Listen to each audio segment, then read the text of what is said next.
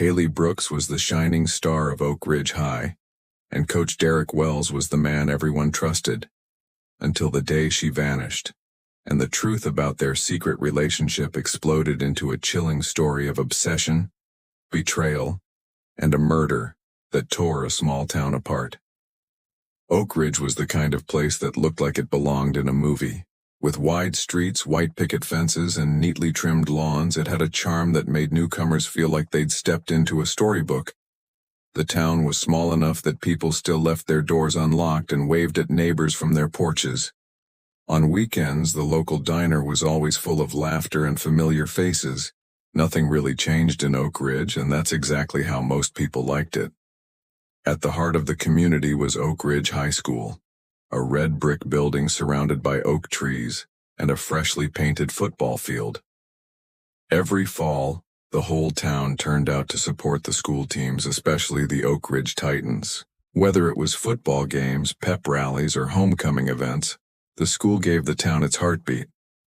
But more than anything, it was the cheerleading squad that stole the spotlight. Year after year, they took home trophies from regional competitions, and nobody represented the squad better than Haley Brooks. Haley wasn't just another teenager. She was the golden girl of Oak Ridge. She had long blonde hair that seemed to shimmer under the stadium lights, and her smile could light up an entire room. She was smart, confident, and carried herself like someone much older than 17. As captain of the cheer team, she led with grace and discipline, never missing a practice or a performance. Parents adored her, students admired her, and teachers described her as exceptional. To outsiders, Haley's life looked perfect, but perfection often hides cracks beneath the surface. Just 2 years earlier, Coach Derek Wells had arrived in Oak Ridge. He was hired to lead the football team and assist with athletic programs, including cheerleading. At 34, he was young for a coach with a strict military background that made him both respected and feared. He had a no-nonsense attitude, a neatly trimmed beard, and a sharp gaze that made even the rowdiest players sit up straight. Parents praised his results. Under his coaching, the football team had their best season in a decade, but some whispered that he was too intense, too private, and maybe too interested in the cheer team. From the outside, Derek Wells lived a quiet life.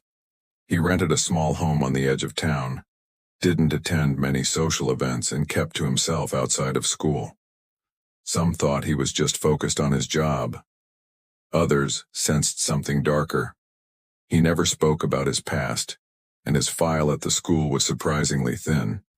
But he had all the right references, and Oak Ridge, trusting as always, welcomed him with open arms. It didn't take long for him to become a central figure at Oak Ridge High. Students lined up for his advice. He knew how to motivate them, how to get results, and, most importantly, how to gain their trust. He was especially attentive to the cheer team, sometimes staying late after practice to help with routines or going over footage to offer detailed feedback. It seemed like dedication, until people noticed that he spent more time with Haley than anyone else. At first, no one thought much of it. She was the team captain, after all. It made sense that they'd work closely. But slowly, the attention began to shift. He started singling her out during team meetings, defending her choices even when they clashed with others. He'd give her rides home after late practices, explaining that her parents couldn't always make it. She began staying later and later at school, long after most students had gone home. People started to notice changes in Haley, too. She stopped hanging out with friends after games, her social media became quiet, and she seemed distracted during class. Her bright, confident energy dimmed, replaced by something harder to define, something cautious, maybe even scared. Her best friend mentioned that Haley had become secretive, always glancing over her shoulder, checking her phone like she was waiting for a message she didn't want to get. Still, no one came forward. In a town like Oak Ridge, rumors were just that. Rumors. Adults brushed off concerns. Teachers stayed focused on grades, and students knew better than to accuse a popular coach without proof. But the signs were there, if anyone had looked close enough. A hidden tension was building under the surface of that perfect small town, and soon everything would begin to unravel. The change in Haley Brooks wasn't sudden, but it was noticeable to anyone who had known her well. Over the months, the cheerful, confident girl who had once led chants and smiled effortlessly in front of crowds began to fade into someone more guarded. She started arriving late to class, something completely out of character for her. She was no longer the first to volunteer in school events or attend weekend get-togethers. Friends grew concerned, but whenever they asked if something was wrong, she'd offer vague answers and quickly change the subject. Coach Wells, meanwhile, remained the ever-professional figure in the eyes of the school administration. To most, he was still the man who had turned the struggling football team around and helped the cheerleading squad polish their routines to near perfection. But beneath the surface, something had shifted in him too. He seemed constantly on edge, quieter during meetings, more watchful in the hallways. He'd developed a habit of glancing over his shoulder and stepping away to take calls in private. Some teachers noticed he was increasingly absent from staff events, and when he did attend, he spoke little and left early. Though nobody could prove it, the whispers around school had begun. Students noticed how often Haley and Coach Wells were seen alone, sometimes in his office, other times walking together in the empty gym after hours. There were murmurs about glances exchanged during practice, about the extra time Haley spent revising routines with him. Even though the school had policies against such relationships, there was no official complaint, no hard evidence, just unease. Then the rumors took a darker turn. One of the assistant coaches came across a piece of paper left on the office printer. It appeared to be part of an email, only a few lines but enough to raise eyebrows. It wasn't signed, and the name fields were blank, but the message read, "You said you'd leave her. You promised. I won't be ignored." The paper was quietly thrown away, dismissed as a student prank. But weeks later, more unsettling things began happening. Students who had tried to ask Haley about the rumors were suddenly cut off from her social circle. Her longtime best friend, Megan, confided to another student that Haley had started pushing everyone away. She wasn't allowed to talk about certain things, and even asked Megan to delete photos they'd taken together. "It's safer this way," Haley had said. That phrase haunted Megan, though she didn't know why.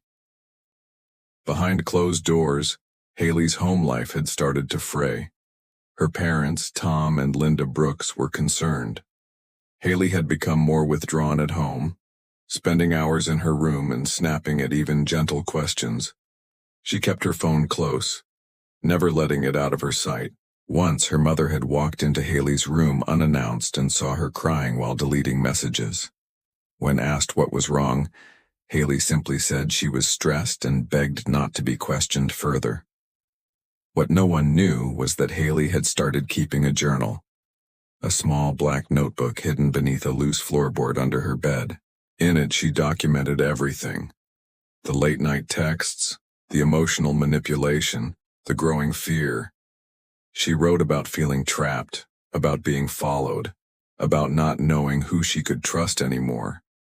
The coach she had once admired had changed. What had started as innocent mentorship had spiraled into something else, something she no longer had control over. In one entry, she wrote, "I don't know how to get out. He says I'm the only one who understands him. He says he'd lose everything if people found out, but I'm the one losing everything." Back at school, the situation was beginning to strain even those not directly involved. Haley's cheerleading teammates whispered in locker rooms, unsure how to approach her. Coach Wells had become more aggressive during practices, snapping at students and demanding total focus. His behavior was chalked up to stress, but behind the scenes, he seemed to be spiraling. Then came the audit. Every few years, the school's IT department ran a security scan on staff devices. This time, while backing up old staff emails, a technician noticed something odd. Messages from a generic school account that had been encrypted and archived. Curiosity led him to decrypt them, thinking it was part of an old spam issue. What he found shocked him. Dozens of messages exchanged between two school accounts dating back months. The tone was intense, emotional, and at times, threatening. While names weren't used, the context was clear. One party was a student, the other a staff member. The emails spoke of secrecy, of fear, of longing, and one chilling line stood out: "If I can't have you, no one will." The technician didn't waste time. He handed everything over to the school principal, who then contacted the police. Though there was no official accusation yet, the implications were serious. An internal investigation was launched, and Coach Wells was quietly placed on administrative leave. Parents weren't told much, only that concerns had been raised. But it was already too late. By then, Haley Brooks was only days away from disappearing. It was a gray, rainy Thursday when Haley Brooks didn't show up for school. At first, no one panicked. Teenagers oversleep. Cars break down. People assumed she'd be there by second period. But as the day dragged on with no word from Haley, the concern started to build. Her teachers noticed her absence. Her cheer squad, gearing up for a competition that weekend, felt her missing presence like a hole in the center of the team. By lunchtime, Haley's parents were getting calls from the school. Linda Brooks, her mother, said it wasn't like Haley to skip class without saying something. She called her daughter's phone. No answer. Multiple texts were sent, none delivered. The unease turned into dread when Linda called Haley's best friend Megan and learned she hadn't heard from her either. By 4:00 p.m., the Brooks family had filed a missing person report with the Oak Ridge Police Department. That evening, a deputy found Haley's car parked near an abandoned maintenance road 2 miles outside town. It was locked and everything inside appeared untouched. Her phone was on the passenger seat. Her school bag lay neatly behind the driver's seat. The keys were missing. There were no signs of a struggle, no blood, no broken glass, just an eerie stillness, broken only by the rain tapping against the roof of the car. As night fell over Oak Ridge, the calm, predictable world the town had always known began to crumble. Search teams formed quickly, made up of police officers, volunteers, and even teachers and students from Haley's school. Flashlights scanned the woods and fields. Drones were sent up. Dogs were brought in. But the trail was cold from the start. The rain had washed away any footprints, and without Haley's phone tracking her movements, investigators had almost nothing to go on. The next morning, suspicion quietly started to grow. Investigators asked about Haley's emotional state. Her parents admitted she'd been distant recently, more anxious than usual. Her friends repeated the same. Then came the talk about Coach Wells. One student anonymously mentioned that Haley and the coach had spent too much time alone. Another shared that Haley had been upset after practice earlier that week. Still, there was no evidence, just whispers. The police questioned Derek Wells the next day. He said he hadn't seen Haley in over 48 hours, last during cheer practice on Tuesday. He told officers that she seemed normal and hadn't mentioned anything troubling. But something about his answers felt too careful. He was calm. Too calm. When asked where he had been the night before, he gave a vague account of watching TV alone. His phone records were requested, and investigators began checking his vehicle for any signs that he'd been near the location where Haley's car was found. Then came the discovery in Haley's room. Detectives, with permission from her parents, searched her bedroom for any clues. Beneath a loose floorboard, they found a small black journal. It was filled with entries that read like a cry for help. She wrote about feeling trapped, about someone following her, about being watched. and about the danger of telling anyone what she knew. Most of the entries centered around one person. She never used his name, but it was obvious who she was writing about. The descriptions matched Coach Wells. One passage read, "He says no one will believe me, that I'm just a girl and he's respected. But I know what's happening isn't right. I tried to end things, but he just got angry. Now I'm scared all the time. I keep my phone close in case I have to call for help." With this new evidence, the police requested access to Coach Wells' emails, devices, and vehicle. The school, still trying to protect its reputation, hesitated, but eventually complied. That's when more pieces began to fall into place. GPS data from his truck showed it had traveled along the same maintenance road where Haley A.'s car was found. Timestamps aligned with the time Haley disappeared. Meanwhile, more students came forward. Someone claimed they'd seen Wells near the gym long after school had ended. Another remembered seeing him driving away from campus late that night, looking tense, gripping the steering wheel tightly. But no one had reported it at the time. In Oak Ridge, things like this just didn't happen. But now it was undeniable. The timeline, the journal, the GPS, it all pointed in one direction. Still, there was no body. And without one, there was no murder charge. Wells remained free, though under intense scrutiny. Parents demanded answers. The school held an emergency assembly to reassure families, but it only fueled more fear. As the second week of the search began, hope dwindled. Candlelight vigils were held in town square. Flyers with Haley's photo covered windows and light poles. People held on to the possibility she'd run away, maybe to escape a situation she couldn't face. But deep down, most feared the truth was far more tragic. They were right. The discovery came on a cold Sunday morning, just over a week after Haley's disappearance. A local man named Carl Jenkins was out jogging along a wooded trail outside Oak Ridge, a rarely used path that curved through thick trees and uneven terrain. The area had already been searched by volunteers, but recent storms had made access difficult. Carl wasn't looking for anything other than a peaceful run. But about a mile in, he noticed something strange off the path. An area of disturbed soil, uneven and slightly raised, partially covered by a layer of dead leaves and broken branches. Curiosity slowed his steps. As he moved closer, a foul odor met him, thick and unmistakable. He backed away, heart pounding, and called 911. Police arrived quickly, marking off the area with yellow tape. Forensic specialists were called in, and the soil was carefully removed.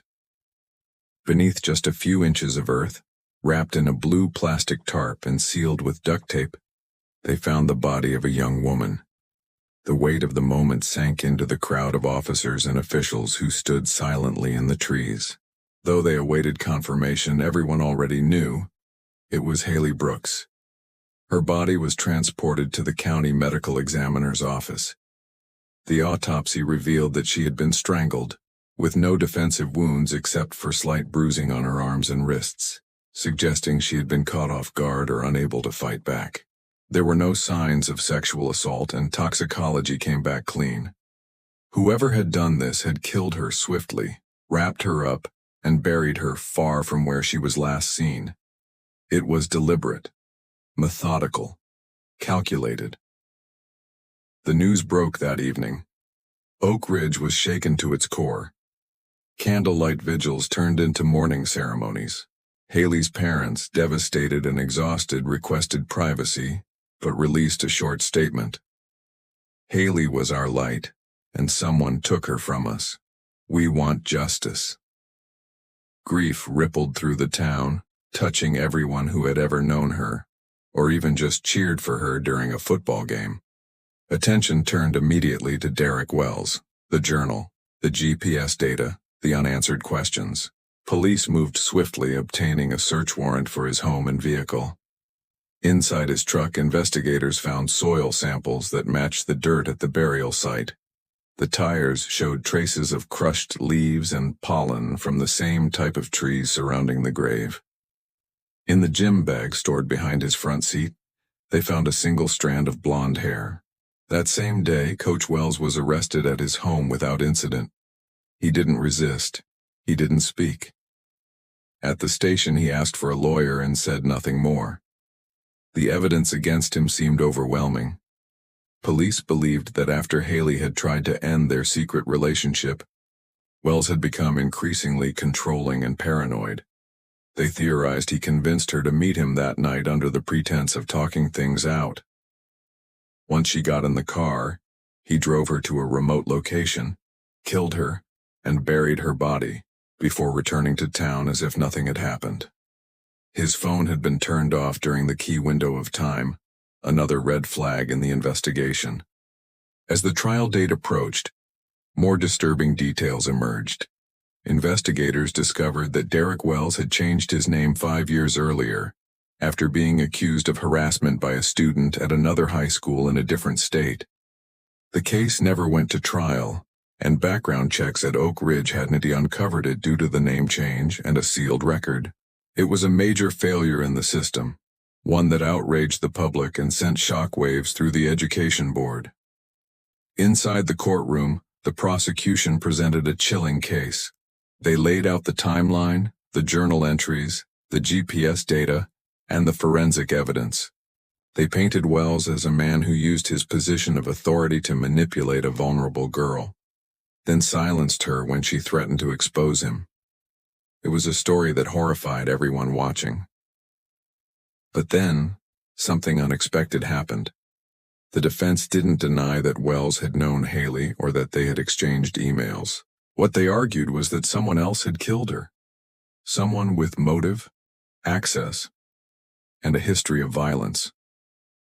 They pointed to Haley's ex-boyfriend, Josh Keller, who had been noticeably absent during the investigation. They brought up an old restraining order Haley had once considered filing after he showed up uninvited at her house, yelling about her moving on too fast, and most disturbingly, they presented new surveillance footage from a gas station near the site where Haley's body was found. It showed Josh's car following Haley's vehicle earlier that same evening. Though the evidence didn't absolve Wells, it added doubt. Enough that some jurors began to question whether he acted alone or at all. With no witnesses to the murder, no video, and another possible suspect now in the mix, the case became more complicated than anyone had anticipated. What had seemed like a clear-cut conviction was suddenly hanging in the balance, and Oak Ridge, already shaken by tragedy, was left with more questions than answers. The courtroom was silent as the jury filed back in, their faces unreadable. After weeks of emotional testimony, shocking evidence, and intense media coverage, the fate of Derek Wells rested in their hands. Families, reporters, and townspeople filled every seat. Haley Brooks's parents sat holding hands in the front row, bracing for whatever came next. When the verdict was read, guilty but not of murder, the room gasped. The jury had found Derek Wells guilty of manslaughter, not premeditated murder. It meant they believed he had played a role in Haley's death, but without enough proof that he had planned to kill her. The defense's introduction of Haley's ex-boyfriend, Josh Keller, and the unexplained footage of his car trailing Haley's that night had cast a long shadow of doubt. The outcome didn't bring comfort. It didn't bring peace. For many in Oak Ridge, the verdict felt incomplete, like justice had slipped just out of reach. In the weeks that followed, the town remained divided. Some believed Derek Wells was the sole person responsible and had simply benefited from a technical loophole. Others weren't so sure. The evidence against him was strong, but not absolute. The DNA found under Haley's fingernails didn't match Wells. The footprint near her shallow grave belonged to a different brand and size of shoe. And the timeline, while suspicious, had just enough room for questions. Investigators began to revisit Josh Keller. After the trial, a closer look at his background revealed several disturbing details that had previously gone unnoticed. Just a year earlier, he had been involved in a violent fight outside a party where police had been called. There were reports of stalking behavior after his breakup with Haley. He had sent her several aggressive messages, some deleted but recovered during digital forensics. And yet, during the initial investigation, Josh had only been lightly questioned. His name had barely surfaced in public. With pressure mounting and new leads forming, police reopened a secondary investigation, this time focusing on Josh. His car was impounded and searched. More surveillance footage was obtained from nearby gas stations and traffic cameras. What they found added a layer of chilling complexity. The footage showed Josh following Haley's car well after the time Derek Wells was believed to have last seen her. GPS data placed Josh's phone within a half-mile of the burial site, just 30 minutes after Haley's phone stopped transmitting. And perhaps most damning of all, a pair of boots found in the trunk of Joshua's car matched the tread of the second footprint at the scene. But despite the growing suspicion, Josh maintained his innocence. He claimed he had gone looking for Haley that night because he was worried about her. He admitted to following her car but insisted he had turned back before she disappeared. Without direct evidence tying him to the killing, police couldn't charge him yet. Meanwhile, Derek Wells began his prison sentence. The public backlash against him was severe. His teaching license was revoked. Former students, once supportive, turned their backs. The school issued an apology to the Brooks family and promised sweeping changes in its hiring and reporting practices. But for many, the damage was already done. Haley's parents withdrew from the public eye. They moved out of Oak Ridge within a few months, unable to bear the daily reminders of their daughter's death.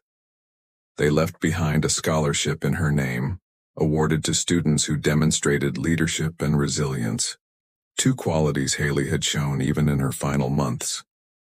Despite everything, the truth about what happened that night remained tangled. Some believed that both men shared blame, one manipulating her emotionally, the other acting out in a jealous rage.